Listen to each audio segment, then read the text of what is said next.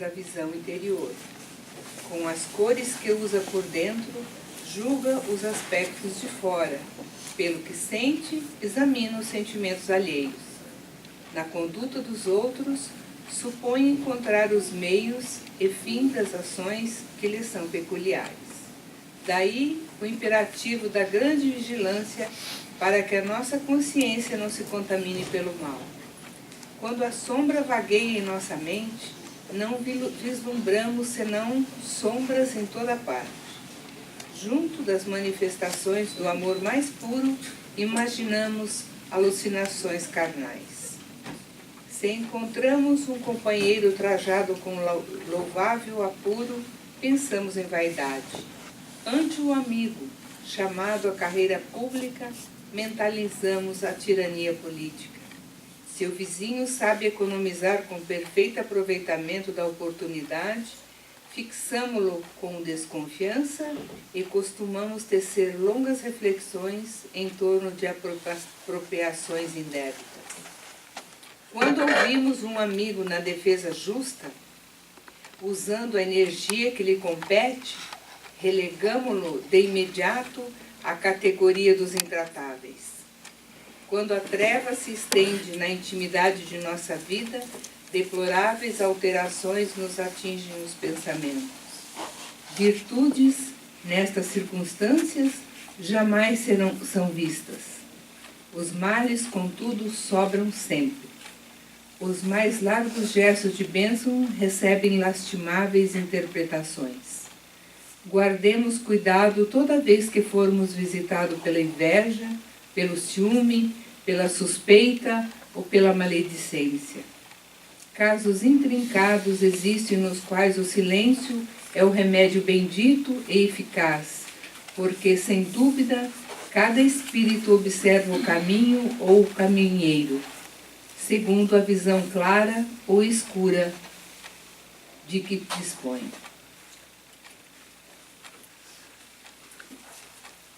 Convido a todos a cerrar os nossos olhos e levar o nosso pensamento a Deus. E nesse momento, Senhor, pedimos que mais uma vez estejais aqui conosco nessa noite, que estejais aqui também os nossos anjos protetores, os protetores dessa casa e todos aqueles que possam nos ajudar a encontrar o caminho, encontrar a paz, não julgar o nosso irmão, estender a mão àquele que necessita, buscar entendimento sempre, atendendo os nossos irmãos desencarnados que também nos procuram nessa data, nesse local, para receber um pouco da sua luz e do seu maior sentimento de amor. Muito obrigado, Senhor, também pela oportunidade de estar aqui. Muito obrigado por tudo que tem nos dado e que nos tem tirado, se é para o nosso bem.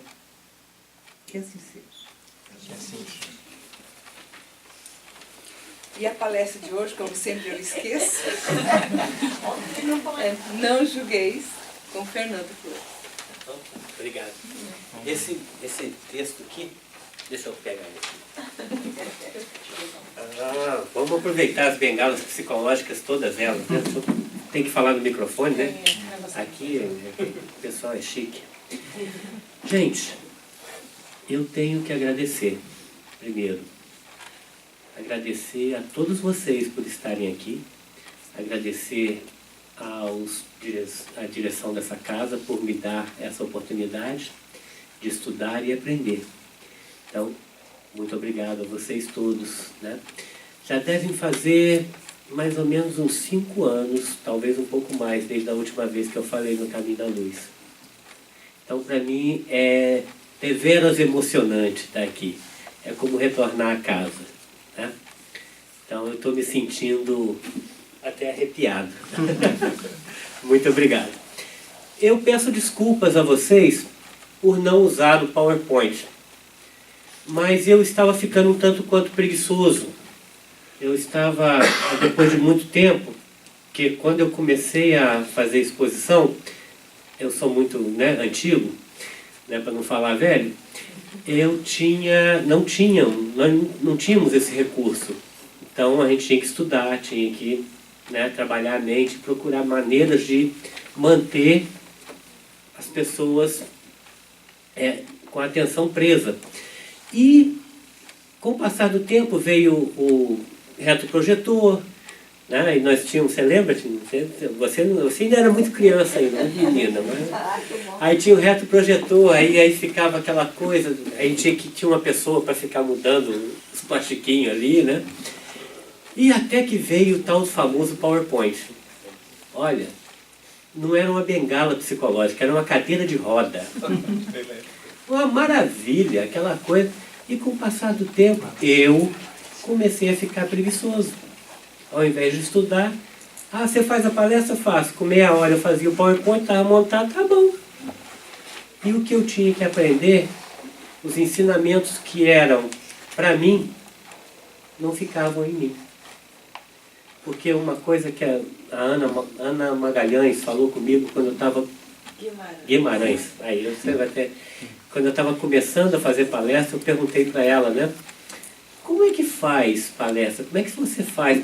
Ela falou assim, meu filho, fala aquilo que você precisa ouvir.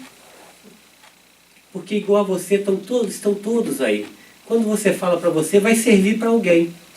E lembre-se sempre que a sua boca está mais perto do seu ouvido. Então eu me perdi desse conselho usando o PowerPoint. Então por isso agora eu estou retornando às origens. Então me perdoem aqueles que gostam de PowerPoint. Eu também gosto, vou voltar a usar. Mas eu tenho que aprender a lidar com a tecnologia. É uma coisa que Chico Xavier falou, que nós vamos ter que aprender a lidar com a tecnologia. E outra coisa que eu gostaria de fazer é dizer o quanto eu estou feliz por ter visto a Bia na internet, lá falando na ONU. Que coisa linda! Que coisa linda é ver que nessa vida nós somos como uma corrida de revezamento com bastão. Um pega o bastão e vai passando para outro. Né? E quando a corrida chega ao final, né, que ela nunca chega ao final, ela sempre passando o bastão, a gente se sente um pouco ganhador quando alguém está chegando nessa linha de chegada. Né? E eu fiquei muito orgulhoso. Eu botei lá no coisa, mas diz para ela, tá? Que ela tá sempre nas nossas preces e que nós estamos muito orgulhosos dela. É um orgulho, como diz, um orgulho bom, né? Bom, então vamos, sem mais delongas, essa aqui é a minha bengala psicológica de hoje.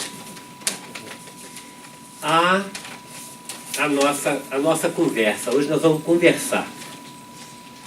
O tema é Não Julgueis, capítulo 10 do Evangelho segundo o Espiritismo, Bem-aventurados os misericordiosos.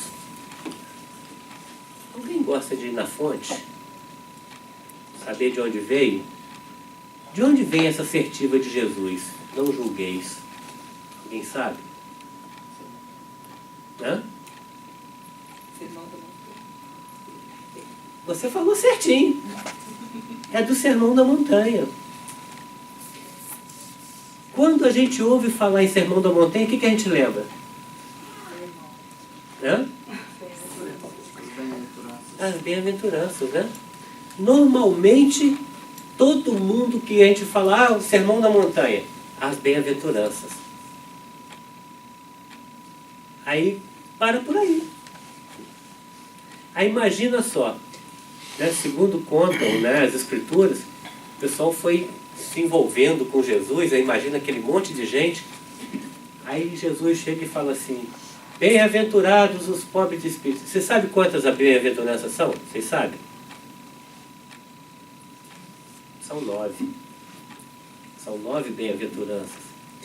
Então já pensou assim, aquele bando de gente, né, aquela montoeira de gente para ver Jesus falar, e Jesus chega assim e fala assim, bem-aventurados os pobres de espírito, Bem-aventurados os mansos, bem-aventurados os que choram, bem-aventurados os misericordiosos, bem-aventurados os que têm fome e sede de justiça.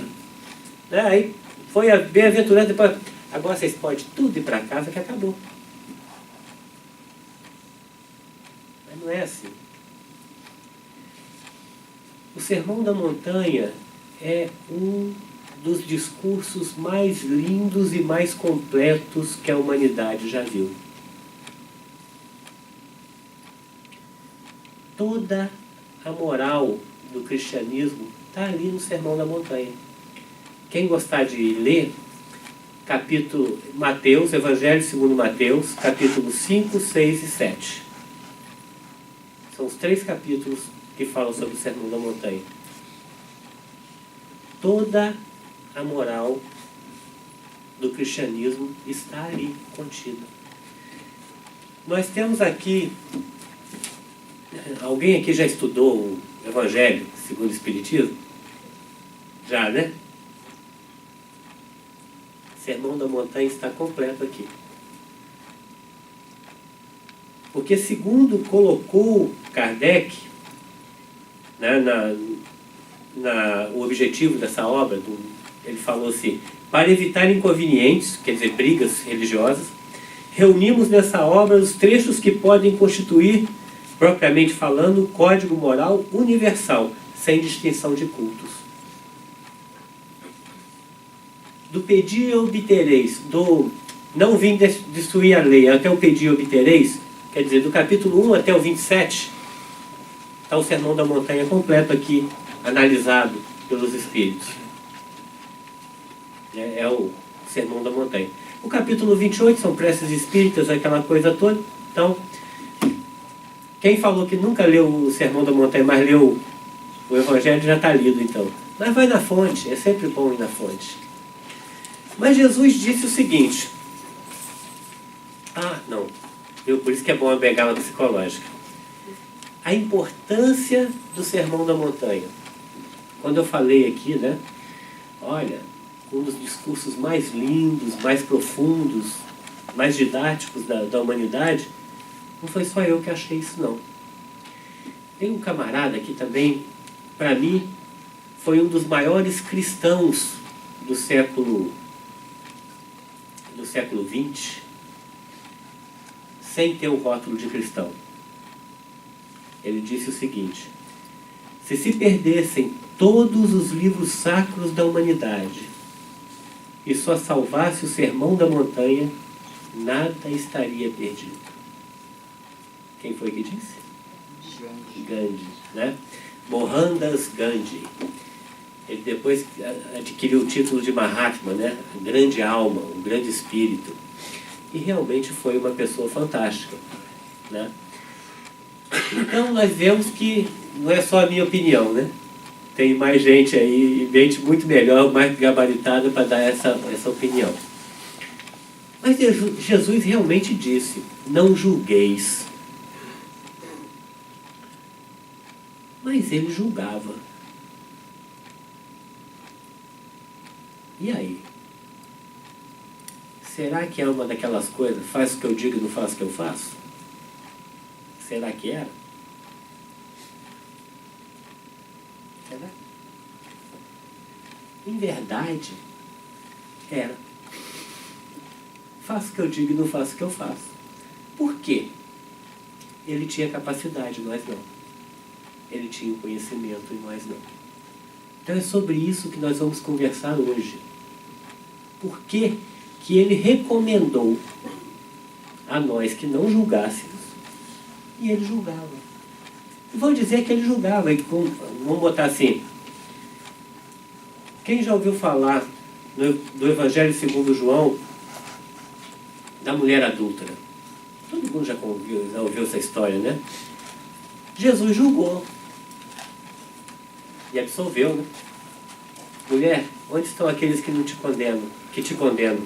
Se foram. Eu também não te condeno. Vá e não peques mais. Foi um julgamento, não foi? Não foi? Se nós formos ver novamente em Lucas, capítulo 19, quando Jesus expulsou os vendilhões do templo.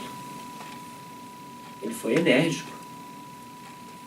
Saiu até, segundo conta lá, não sei se foi dessa maneira, mas segundo conta, ele, o bicho pegou para os vendilhões do templo lá, ele foi pesado, saiu derrubando tudo e dizendo, está escrito, a minha casa é uma casa de oração, e vós fizestes dela um covil de salteadores.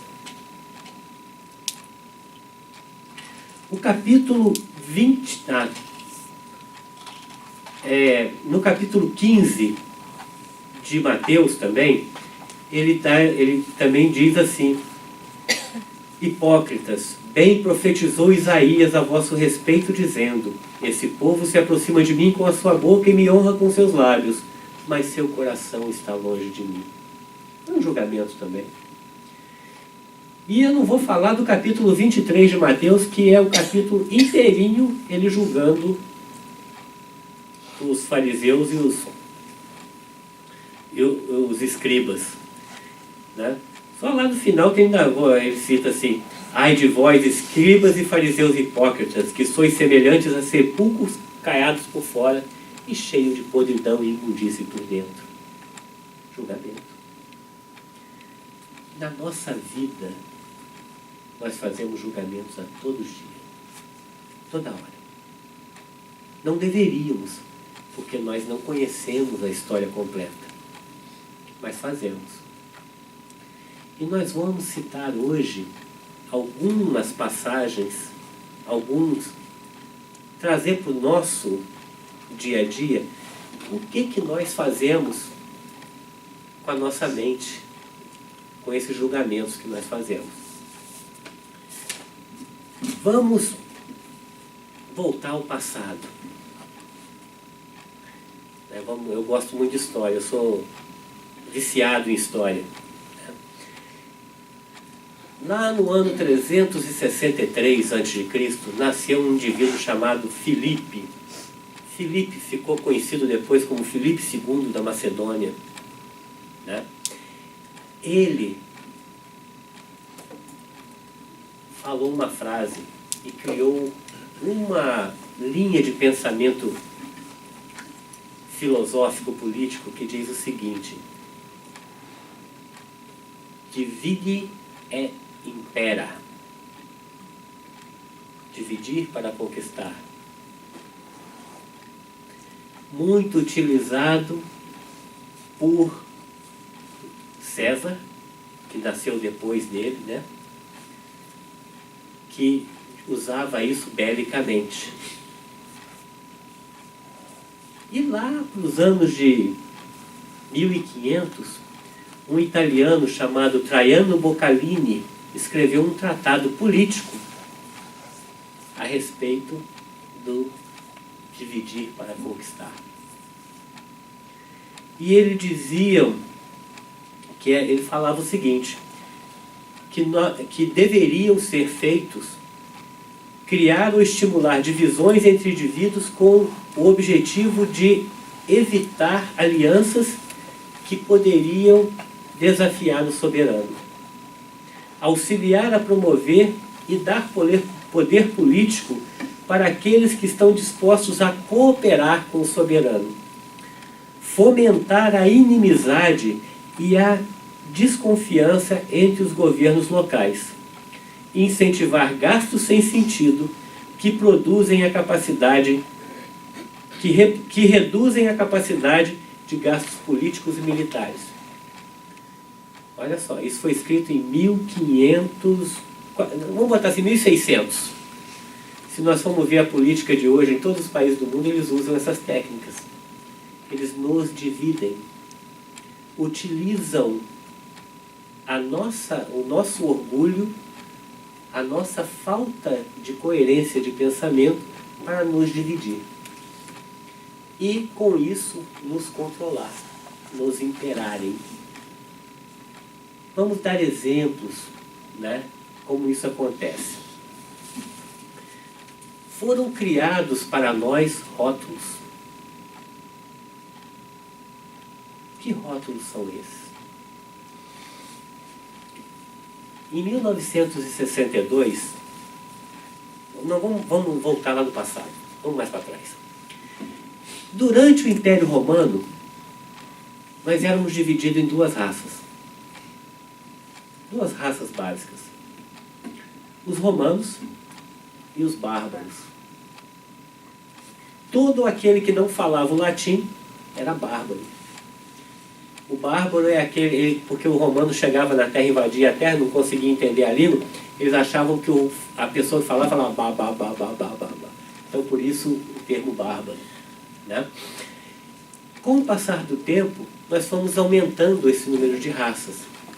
Até que em 1962 teve um tratado antropológico que nos dividiu cientificamente em raças. Aí começou assim, né? As raças seriam 3 raças básicas com algumas subdivisões: o negroide, o europoide, o mongoloide. As 3 raças básicas, que é o negro, o branco e o asiático, né? Só que o mongoloide, ele tem 3 divisões, né? Que é o meridional, asiático, pacífico, o índio-americano, e o setentrional, o asiático continental, o chinês, né? Aí nós falamos o seguinte: essa divisão foi feita como se fosse uma divisão didática. Mas esqueceram de analisar uma coisa. Isso em 1962, ainda não tínhamos o teste de DNA, não tínhamos isso, né? Mas nos dividiu em mais partes. E cada um quis criar a sua própria identidade, o que é normal. Mas esquecemos uma coisa: ser humano, a espécie humana é uma só. Raças não existem. Nós não somos como os cachorros criados. Tem o Doberman, meu pastor alemão, que é tudo a raça da espécie canina. Nós somos uma raça de seres humanos. Porque eles dividiram essa raça por questões físicas. Olha, o negroide tem a pele escura, tem os lábios grossos, o cabelo crespo. O europoide tem a pele mais clara, muitas das vezes os olhos claros. O mongoloide tem a prega do olho diferente, né? Só que tem um detalhe. Hoje, nós sabemos que essas divisões são efêmeras. Vamos fazer um teste. Aliás, esse teste já foi feito, eu só vou divulgar. Esse teste foi feito há muito tempo atrás, no Brasil, né? Fizeram um teste de DNA em pessoas famosas. Aí pegaram, já ouviu falar Neguinho da Beija-Flor? O nome já diz, não precisa falar que raça danado é, né? E a Daiane dos Santos, que foi aquela ginasta, também, né? Aí vai fazer o teste de DNA nos dois. Qual foi o resultado? 80% do DNA dos dois, não é de um só não, dos dois, é europoide. 80% é branco. E aí? Como é que justifica isso que eles têm? Então essa divisão estava errada. A divisão original feita está enganada. A ciência provou isso. Há uns 15 anos atrás, o meu filho mais novo estava aqui 15 ou 16 anos atrás, aqui na High School de Denver. Aí perguntaram para ele a raça dele. Ele falou: I'm Brazilian. Não, mas qual a sua raça? Você é branco? Coisa, né? Não, eu sou brasileiro. I'm a mutt. Mutt é vira-lata. Porque eu sou uma mistura de muita coisa. E nós somos. Todos nós aqui Se formos fazer um teste de DNA, nós vamos ver que nós somos uma mistura. Nós temos sim o pezinho na senzala, nós temos alguma coisa em algum lugar, né? E por que essa separação de raças? Por que as pessoas querem bater no peito? E nós vemos brigas aí enormes por causa de raças, porque julgamos uns aos outros. Viemos trazendo do passado aquela carga negativa, aquele ensinamento errôneo de que um é diferente do outro e um é superior ao outro. Olha que coisa ridícula. O que acontecia lá no tempo, vamos falar do nosso Brasil, quando os portugueses, os europoides, chegaram lá e viram, bom, nós somos tecnicamente avançados, primeira coisa, vamos tentar escravizar os índios. Aí não dava, porque os índios fugiam, ia para a mata, né? Aí criou-se a ideia de que o índio brasileiro é o quê? Até hoje, é preguiçoso. Você vai perguntar para determinadas pessoas, o índio é preguiçoso, não gosta de trabalhar, não. Não, ele não admitia ser escravizado. Aí trouxeram um negro da África, porque ele não sabia como sobreviver naquele local, então ele não tinha nem para onde fugir, e foi escravizado, foi utilizado como ferramenta. E isso com o apoio das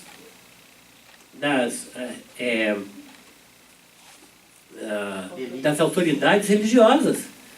Porque, para justificar, o negro era filho do demônio, ele não tinha alma. Né? Ele não tinha alma. Olha só a que ponto nós chegamos. Né? E isso também não era difícil de comprovar, porque a mulher não tinha alma também. Que para botar a mulher no céu, para botar Maria no céu e botar Santa Clara, fazer a santa da Igreja Católica, eles tiveram que fazer um malabarismo clerical.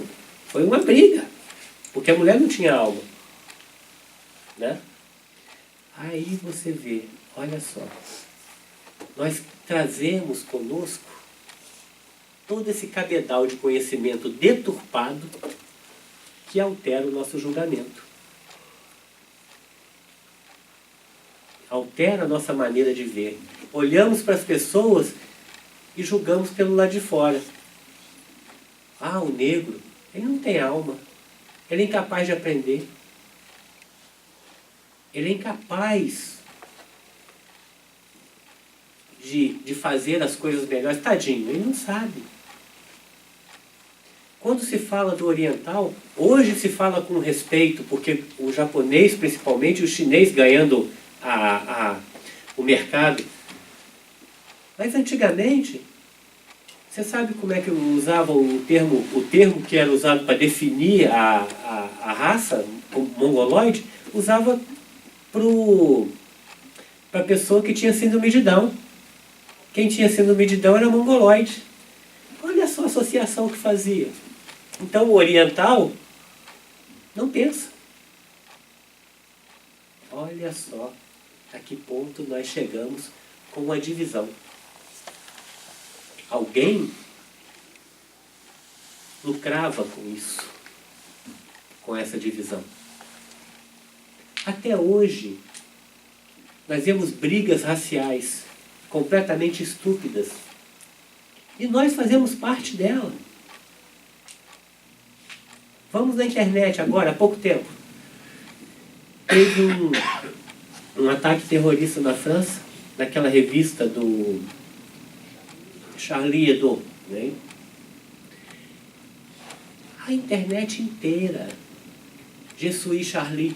É chique ser francês, é chique ser juntado ao europoide. Eu não vi ninguém falar Je suis nigeriano, quando as meninas foram sequestradas e roubadas pelo Boko Haram. Quando explodem bombas, Boko Haram.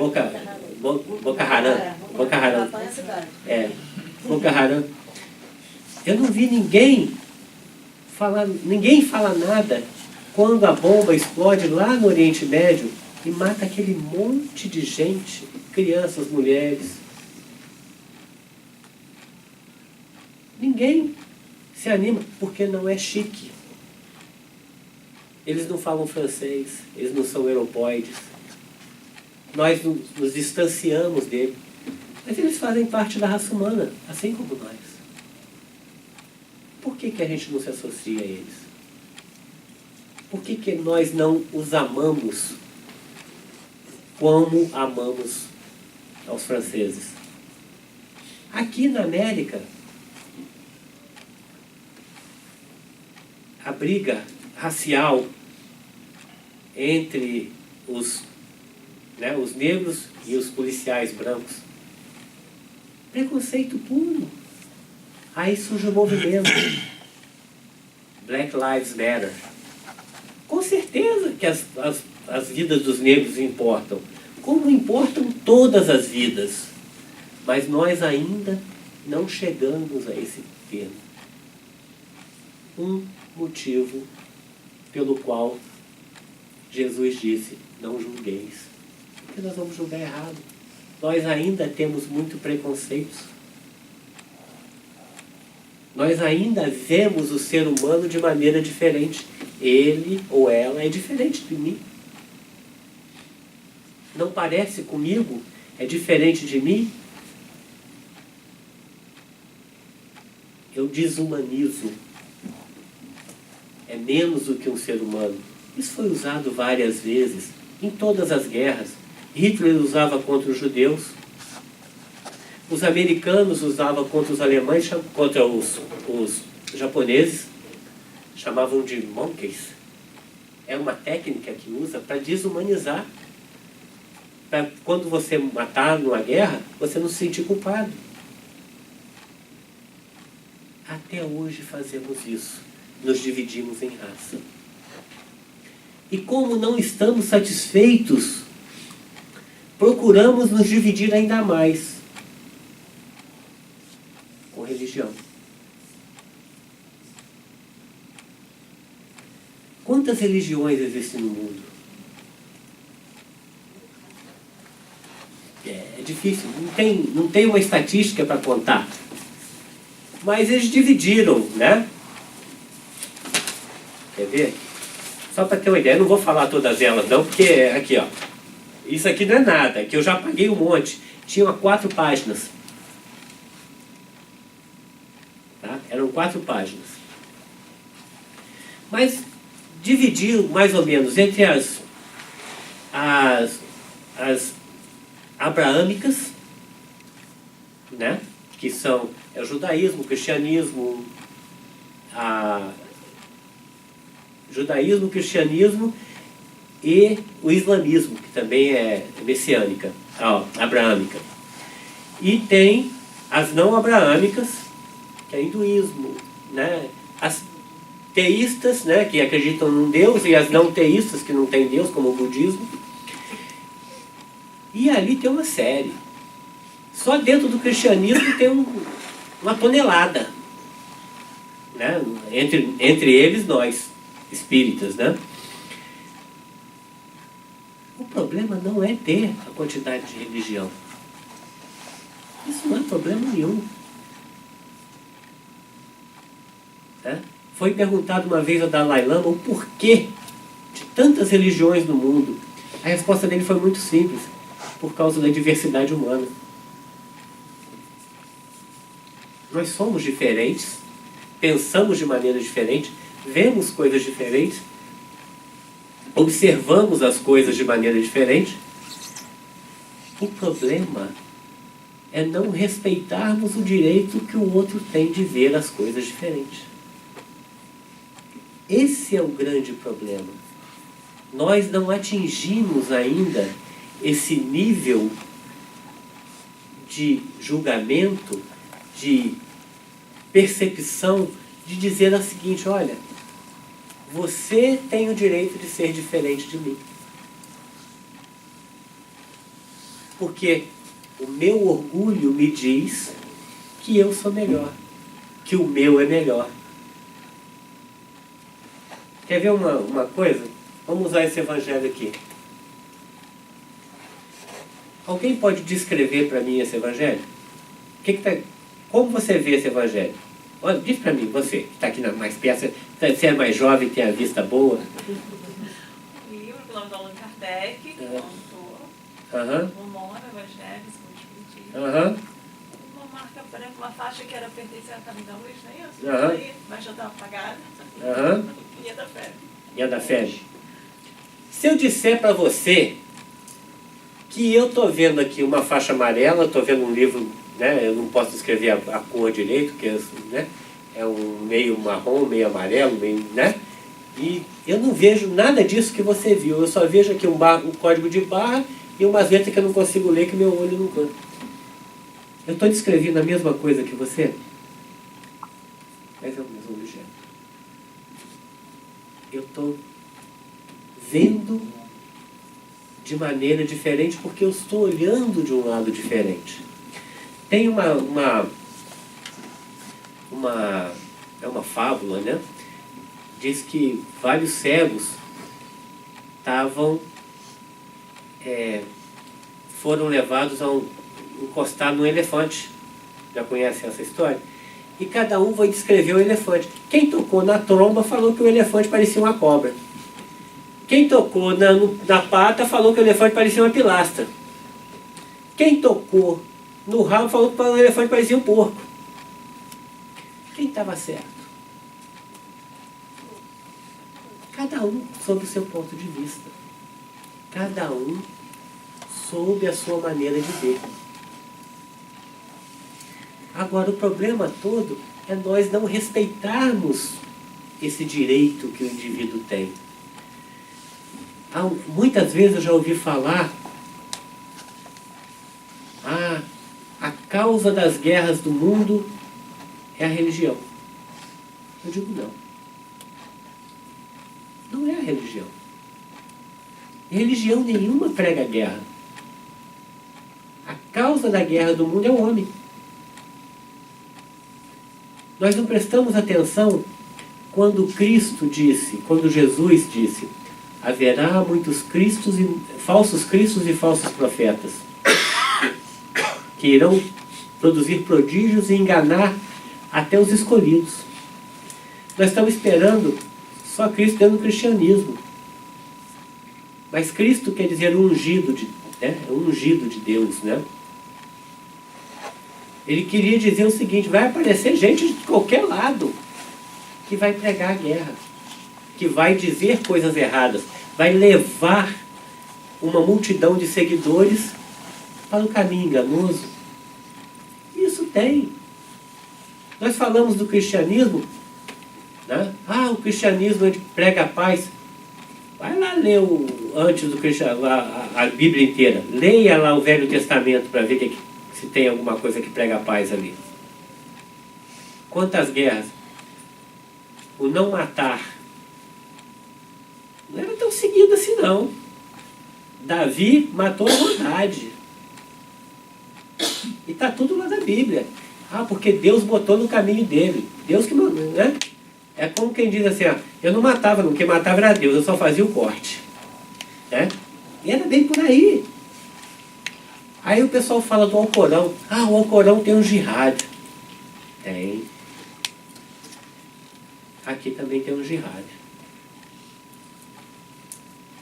Há uns anos atrás eu tive a oportunidade de conhecer uma pessoa, né, que é islâmico. E nós conversando a respeito do jihad, né? Aí ele falando: não, isso é uma interpretação errônea do Corão. O Corão não diz isso. Ele já tem guerras relatadas. Ele conta que você não deve nunca destruir uma casa de oração, de quem quer que seja. Você não deve nunca destruir uma escola, porque vai faltar educação para o povo. Você não deve nunca matar um soldado que depõe as suas armas. Isso no Corão. E o jihad, que muita gente usa como, né, a guerra santa, existe. É a guerra santa interior. A luta contra você mesmo. Eu acho que aqui tem isso. Como é que se reconhece um espírita?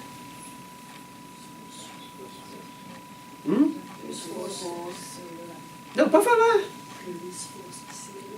Pelo esforço que faz para combater as suas mazelas, né? É isso? Não é uma coisa assim? É isso mesmo. Então a gente volta no livro depois e lê de novo. Isso não é uma jihad, não é uma guerra santa?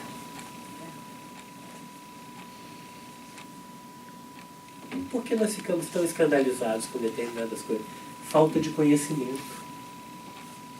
Nós ouvimos falar, julgamos e condenamos sem a verdade, sem conhecer a verdade. Esquecemos dos ensinamentos do Cristo. Nessa hora deixamos de ser cristão, na hora de julgar. Porque o Cristo, Jesus dizia, conheça a verdade e a verdade te libertará. Conhecereis a verdade te libertará. Nós não buscamos a verdade. Nós buscamos a verdade que nos importa naquele momento. Somos rápidos para julgar. Quer ver nós, homens, né? Vemos uma moça passar na rua. Às vezes está um dia de calor, a moça se veste mais leve, né? A gente já olha com aquele sorriso. Olha, coisa bonita, né? Mas olha que pessoa é aquela. A gente já faz o julgamento, o que ela está procurando, a gente já sabe o que ela está procurando, o que ela quer, como que ela quer, e faz um julgamento moral daquela pessoa. E às vezes não é nada disso. Ela só está com calor mesmo. Que o homem, né, vai para a praia, tira a roupa, tira as coisas, usa sunguinha. Às vezes nem pode usar sunguinha, porque a barriga não deixa, mas usa assim mesmo. E não tem problema. A mulher vai usar um biquíni, já está pequeno demais, já está não sei o que, já está... É preconceito isso. Ideias preconcebidas. Ideias preconcebidas a partir de tudo. Há uns anos atrás, teve um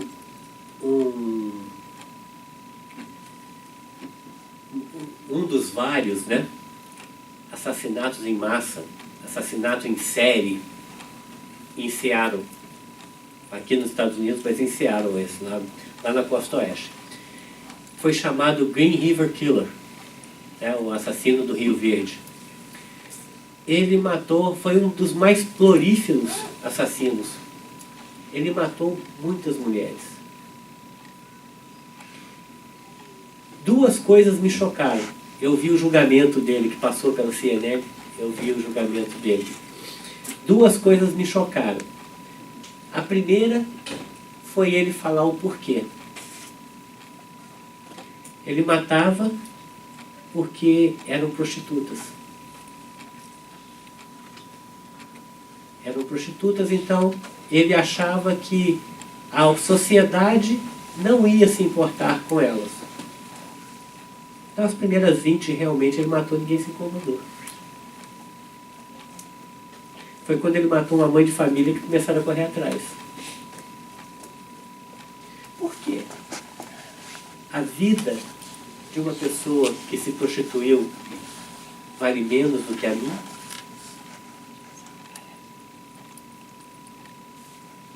Por quê?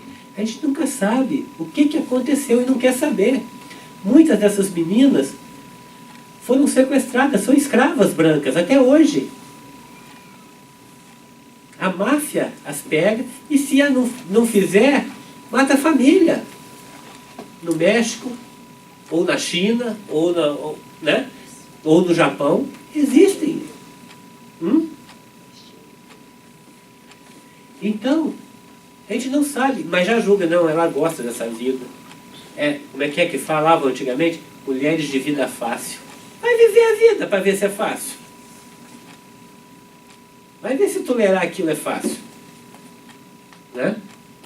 Muita gente vai voltar a faxinar na boa, vai falar assim, não, a limpeza de casa ou a faxina é muito mais fácil.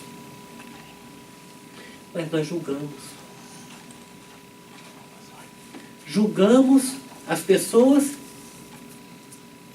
Em vez de julgá-los pelo caráter, pela moralidade, julgamos as pessoas pela sua opção sexual. Nos dividimos também por isso. Ridículo. Ridículo. Por quê? Olha só. Vocês sabiam qual era a palavra utilizada aqui no passado para definir o homossexual masculino? Queer. O que quer dizer queer? Estranho, diferente.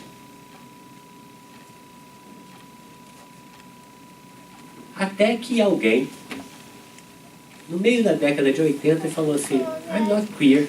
In fact, I'm very gay. Porque gay é feliz, alegre. You can call me gay. Gay tinha dois significados quando ele falou isso. Passou a ser o homossexual masculino, né? E uma sigla. Good as you. Gay. Good as you. Igual a você. Olha só. Eu não sabia disso, eu ia aprender isso aqui, né? O professor de inglês estava ensinando isso, né? Na aula ele ensinou isso. Agora, que direito tenho eu de julgar as pessoas pela sua opção sexual?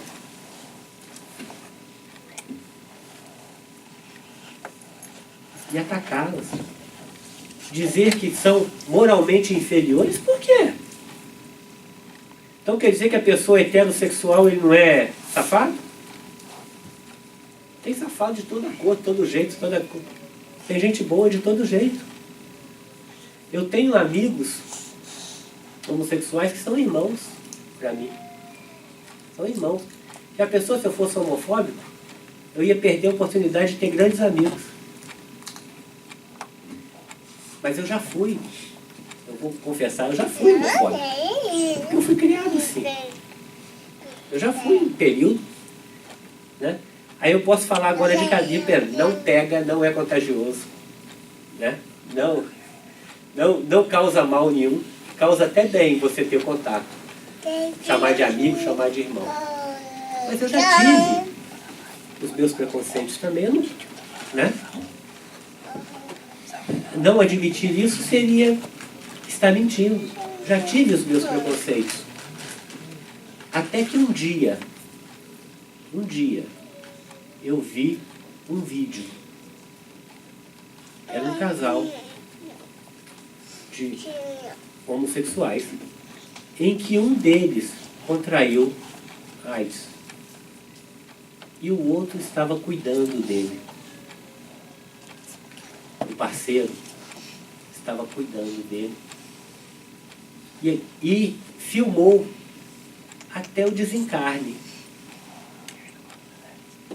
E eu vendo aquilo, eu falei assim, isso é amor. Isso não é outra coisa, é amor. Porque eu não sei se eu faria isso pela minha esposa. Eu não sei se ela faria por mim. Então isso é amor. O filme é Filadélfia. Não foi Filadélfia, foi antes. Não foi um filme ficção, não. Esse foi um documentário em que a pessoa, o casal, um deles, Filadélfia foi com Tom Hanks, né? Eu vi o filme. Mas esse foi um documentário, né? Foi um documentário de um casal que ele filmou o dia a dia para mostrar às pessoas o que era ter AIDS e conviver com a AIDS, né? Foi muito corajoso e foi para mim uma prova de amor. Aquele momento para mim foi um turning point, já faz muitos anos, foi um turning point para mim. Foi uma virada, uma guinada na minha maneira de pensar. Vou botar assim, foi uma vacina contra a minha homofobia. mesmo a minha homofobia disfarçada, mas foi uma vacina. Né? Então, gente, nós cansamos de nos dividir.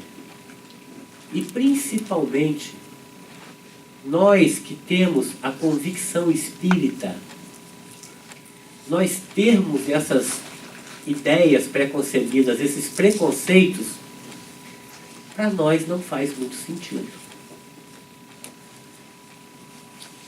Porque eu posso fazer algumas perguntas aqui. De que raça é o espírito? Divino. Que cor que é o espírito?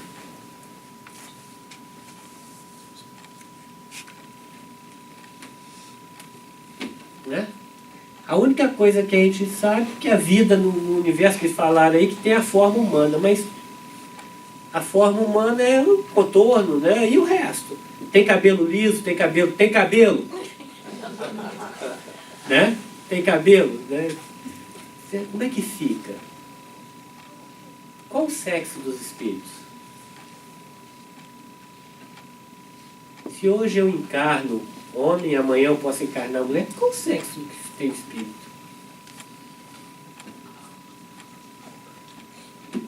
Qual é a religião dos espíritos? Os espíritos são espíritas?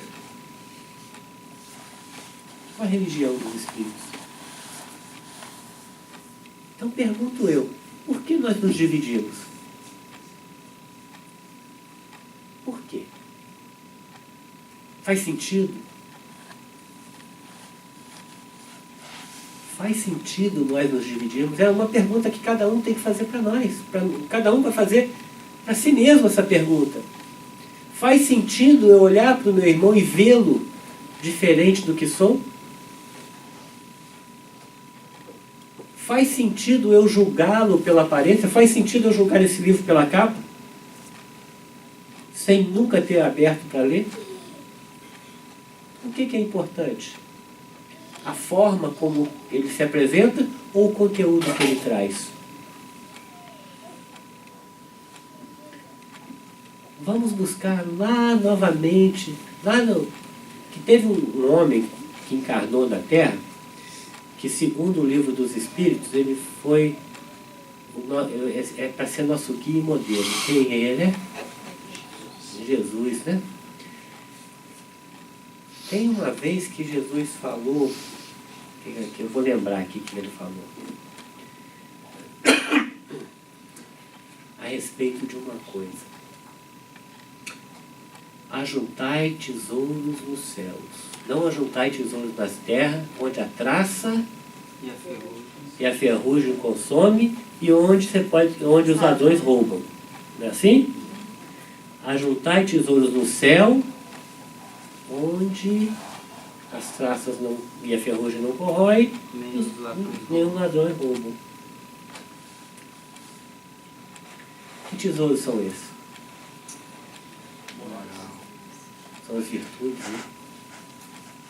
Você pode dizer quem é virtuoso e quem não é olhando para ele?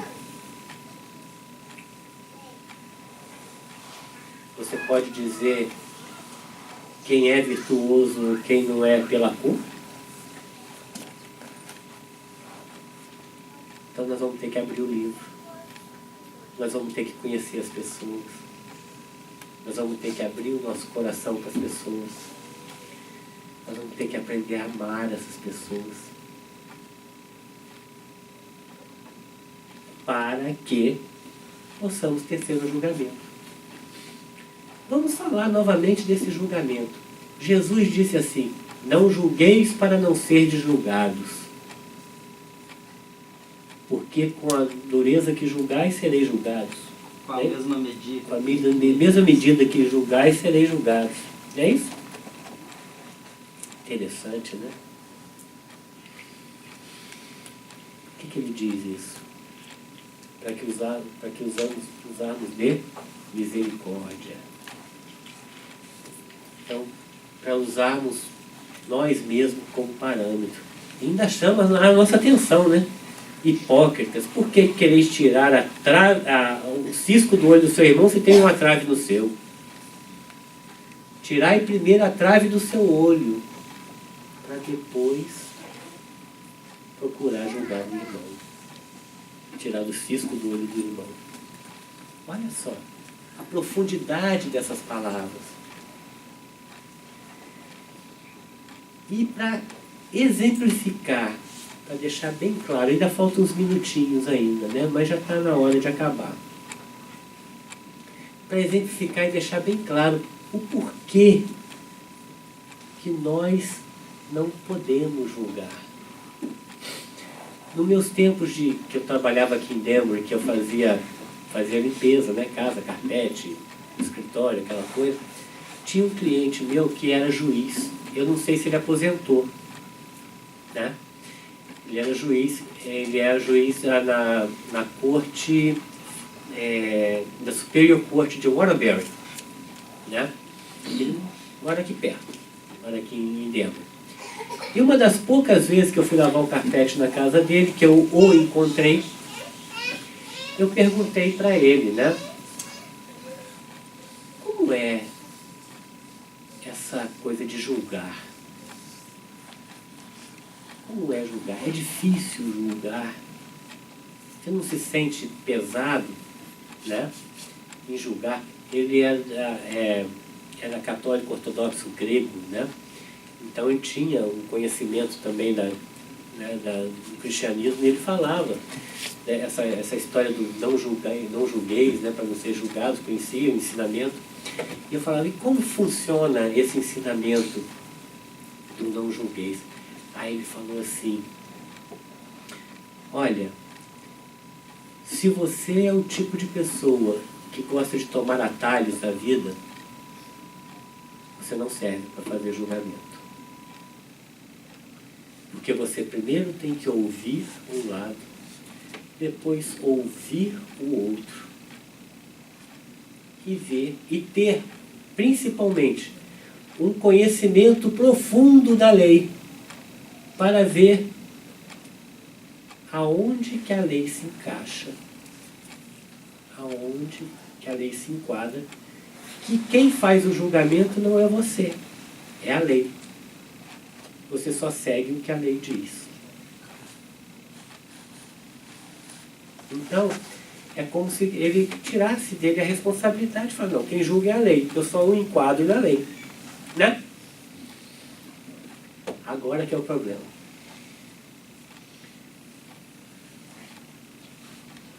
Como nós vamos julgar? Que lei que nós temos que buscar para julgar? O nosso semelhante, o nosso irmão.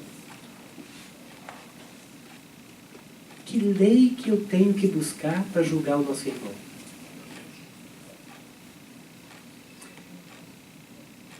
Tem uma passagem evangélica, vamos voltar lá em Jesus, né? Que Jesus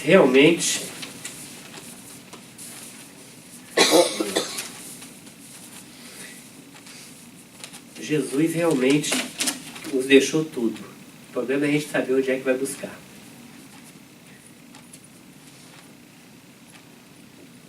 Sabendo que ele calara a boca aos saduceus, um doutor da lei o perguntou para o tentar. Está assim que está escrito. Você conhece, você leu já.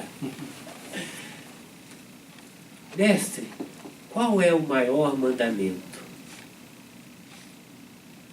Aí ele respondeu, amarás a Deus com todo o seu coração, com toda a sua alma, com toda a sua força, né? Com todo o seu entendimento. Né? Amarás a Deus sobre todas as coisas. Esse é o primeiro mandamento. E ainda te dou um segundo, que é semelhante a esse. Amarás o teu próximo como a ti mesmo. Toda a lei e os profetas estão aí contidos. Agora vamos juntar esses dois ensinamentos, de um juiz e o de Jesus. Qual a lei que nós devemos buscar, conhecer, para poder julgar? A lei de amor. Qual de nós aqui pode dizer: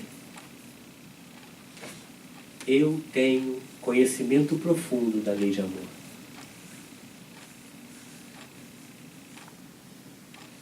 Qual de nós? Se alguém tiver, me ajuda, que eu estou tentando estudar até hoje, que eu quero aprender. Eu quero que, se alguém tenha, eu quero ser discípulo. Quero estudar. Então, se nós não temos o conhecimento profundo da lei, nós não temos como enquadrar o indivíduo nessa lei. Nós não temos como fazer julgamento.